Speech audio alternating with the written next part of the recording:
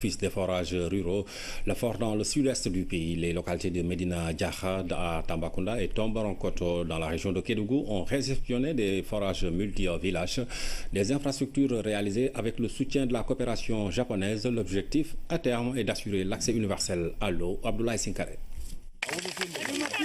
Un nouveau jour se lève sur Medina Diakha. Grâce à l'Office des forages ruraux, l'eau coule dans cette localité où il a toujours été difficile d'en avoir. Auparavant, nos mamans partent des kilomètres pour puiser de l'eau et faire le ménage. Les puits aussi.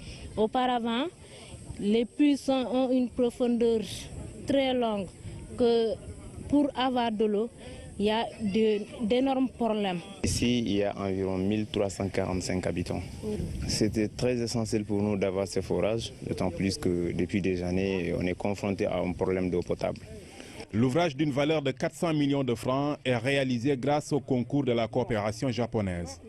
Aujourd'hui, la réception se fait en grande pompe. Toutes les installations ont été construites conformément à la norme japonaise. Donc vous pouvez utiliser toutes les installations à l'aise. Il vous demande d'utiliser les installations avec beaucoup de soin et avec beaucoup de précautions. C'est un forage multi-village, c'est extrêmement important. Si vous voyez que le coût est aussi lourd, c'est parce que aussi ça sert aussi à desservir l'ensemble des villages.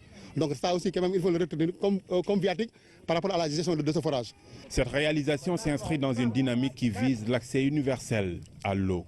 L'objectif, c'est de permettre aux populations du monde rural d'avoir accès, comme dans les populations dans les zones urbaines, à de l'eau. Et avoir un point d'eau dans une maison, ça veut dire un robinet, qui est une banalité dans le monde urbain, soit également une banalité en milieu rural.